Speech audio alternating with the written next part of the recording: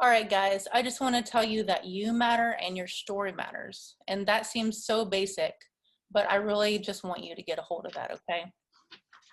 All right, only you can write your story and only you can touch certain readers. So as Kendra, I'm kind of talking to you here, but just to have courage and faith that there's nobody in the world like you. Nobody has the same set of experiences as you. No one grew up where you grew up, had the parents you had, and we bring all of that to our books. And there are ideal readers, you know, when we meet our ideal readers who have had similar experiences and things just think, that's when the magic happens. So, you know, if I write a story about this canned air I have on my desk, you guys know what that is, right? I call it canned air. It's like the dust off duster stuff. And Peter writes the same story. We're going to have two different stories. So just get a hold of how unique you guys are. So here is imposter syndrome is real, Dallas, and your biggest obstacle will always be yourself. So here's some things about imposter syndrome. Sounds like I'm not a real writer. I'll be a real writer when. I only published one book. I just write. So this is that whole, I just write romance. I just write sci-fi, like whatever it is, we're normally as writers going to try to downgrade ourselves in some way. Anything that discounts your value is a part of imposter syndrome. So here are some of the manifestations of this. So procrastination. So all of these things are sort of a side effect of fear, okay? Because in the end, even imposter syndrome is fear. So when I first got back the edits on Within the Veil, I couldn't open them for 3 days. And I suddenly, you know, was trying to clean every little corner of my house and cook all the historical recipes and do all of these ridiculous things because I was, you know, I was afraid. And I have also found that depression has been a part of imposter syndrome for me. And I have known some writers who suffer from, you know, envy and just trolling the other writers and trolling their comments and their reviews and comparing themselves, you know, and compare yourself with anybody. That is not a wise thing to do, and it's going to steal your joy. I actually had a panic attack the night before Within the Veil was released. And of course, I'm sitting there obsessing about the most ridiculous things like, oh my goodness, I totally said Y-E-R, your instead of your on page 22. I shouldn't have done that. I need to contact Jason in Australia and get him to change the entire thing, and like these crazy like loops we get ourselves into. And then I've also had, you know, the complete loss of hope and just, it doesn't matter. And, you know, my writing is whatever. And I mean, just any kind of hole that you can imagine. I'm sure all of you can relate to this stuff, right? Yes. Yes. So be careful what story you're telling yourself, because we're always telling stories to ourselves. And, you know, we're listening. So we need to change the narrative and really start being mindful of this, about what you're thinking during the day, what you're thinking when you're online. And then check yourself, you know, is this some kind of thing rooted in fear? And what we were talking about earlier, you need community. Your tribe will remind you how awesome you are. So even though we totally are awesome and interesting and fun, we don't think we are. And this is some kind of strange writer thing. I don't know, some kind of strange creative artist type deal. Somebody told me years ago at the Pikes Peak Writers Conference that we're not the best judge of our own writing. And that is completely true. One day I think it's awesome. The next day it's garbage. The next day after that, you know, oh, this is totally going to win the Pulitzer. And then the next day after that, you know, why did I even try? So it's very, very strange. And sometimes other writers' faith in us is the only thing that will carry us through.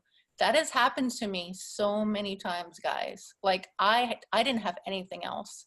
And I couldn't believe anymore for my books. I couldn't believe anymore for myself. And it was those conversations with writers who were just like, look, you know, remember this time, whatever.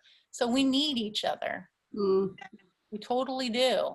And especially now, you know, social distancing doesn't mean social isolation. And we're all, and I'm pretty bad about this because normally when I'm hurting emotionally, like you won't hear from me. I just disappear. So I tend to be that way. My dad was that way. My sister's that way. So that's something that I have to really be careful about. All right. So here's something that my cousin told me years ago. And this was back when I was doing freelancing in magazines and stuff. And I was, you know, longing to be a novelist. And he said, Brandy, if you throw enough stuff against the wall, something's bound to stick. And Dallas right now is saying, whatever, Brandy, I think. But it's true. Perseverance is key.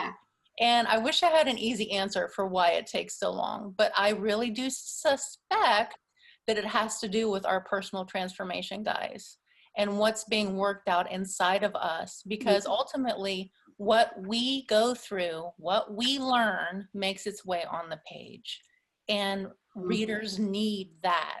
So we have to go through the hard work ourselves. Never stop learning, okay? Always be teachable. I was sitting at the table one time with Jerry Jenkins, and he said, once you think you've made it, you've lost. And that really, really stuck with me. It doesn't matter how many books you publish, how many reviews, if you get on the New York Times, you know, whatever, because just really get that down, guys. Once you think you've made it, you've lost. Always be teachable and always be trying to pay it forward to other writers. And I just want you to know that someone is waiting for your words. And if you haven't been published yet, maybe that doesn't seem possible, but it's true, all right? Especially now, stories are light, and light is precious in a world so dark. Guys, when my dad died, I was in such a low place, and it was a fluffy romance novel that got me out of the pit, okay? I mean, that's a really good work. And then there was another time I was going through something in Colorado, and I just, you know, I disappeared into another novel, and I was able to have the courage to come up out of that and live my life. Well, there are people out there like that, waiting for what you're going to give them, waiting for what you carry. You carry hope, okay? And just because you might write, insert, you know, whatever, and think that your genre or your story is just light or just entertainment, guys, we need hope, we need light, we need story. You may have heard this story. So Neil Gaiman's cousin Helen, that is her in the picture there in the wheelchair. He wrote this tweet on Twitter. He said, my cousin Helen, who is in her 90s now, was in the Warsaw Ghetto during World War II. She and a bunch of the girls in the ghetto had to do sewing each day. And if you were found with a book, it was an automatic death penalty. She had gotten hold of a copy of Gone with the Wind, and she would take 3 or 4 hours out of her sleeping time each night to read. And then during the hour or so, when they were sewing the next day, she would tell them all the story. These girls were risking certain death for a story. And when she told me that story herself, it actually made what I do feel more important, because giving people stories is not a luxury. It's actually one of the things that you live and die for. Look, you don't know what houses your story will be in. You don't know what those people are dealing with. Understand the importance of what you do, okay? And then the quotes, a review up on top there was, okay, this was a very dark time in my life, and I got on Amazon and she had just left this. I read over 100 books a year and it's August. This has been my favorite book so far. That got me out of the pit, okay? Yeah. And she read 100 books and she thought The Cover Deep was the best thing ever. I mean, wow, you know? So there are people who will say that about your stuff. So yeah, it's hard to keep the faith. Yeah, it's hard to push away fear and all the other weird stuff we go through. But this is a battle, and if it wasn't so important, it wouldn't be so difficult.